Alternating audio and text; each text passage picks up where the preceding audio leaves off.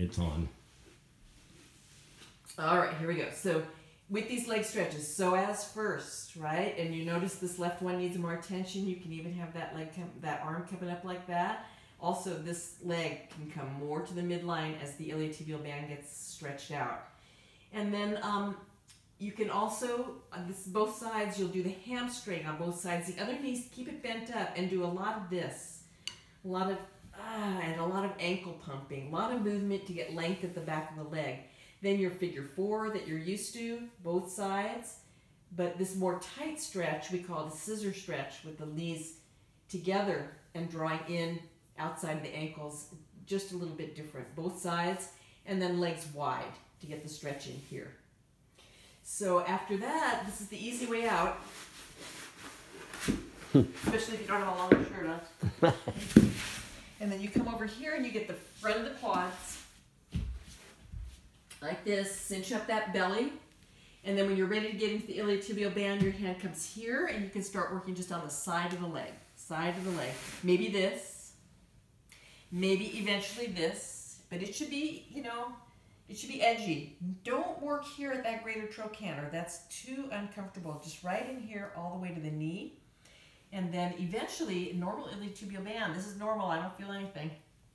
So you're going to do that on both sides, and then you're going to get into the shins. Best to start all the way down in child's pose when you do the shins, because that way you can roll on them and then just move a little bit with your hips to the right or the left to get more into those shins.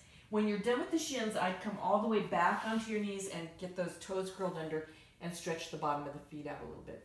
Then you're done with the roller.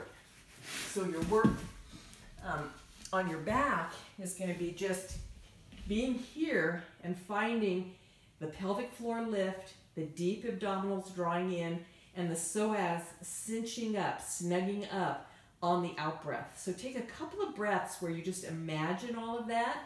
And you know, you're going to do that without doing this, right? Your spine stays right in neutral while you do all of that, just like when you were in sitting.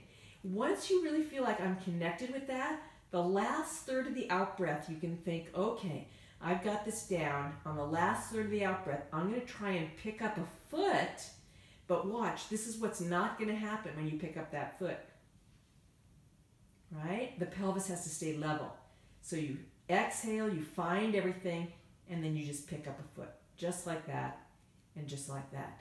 So that's your basic work on the floor. And that's simply to remind you that when you're seated, you're finding the same stuff. On the exhale, pelvic floor lifts, deep abdominals draw in, psoas gets long and snugs up next to the spine and keeps you in that good neutral supported space. Now you're going to do the same thing when you stand up. You might turn the video this way. You can use the tennis balls, the yoga block, whatever you want to remind you, but the outer borders of the feet are parallel to each other, and then the greater trochanters, they come to midline, and that's your cue for pelvic floor, deep abdominals, and psoas.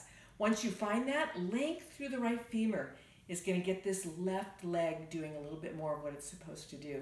You just breathe there. Every out breath is a new opportunity to think about, this is where I need to be. Remember that left psoas needs more encouragement, whether you're sitting, standing, or walking. And that's probably plenty to think about. So good luck with that.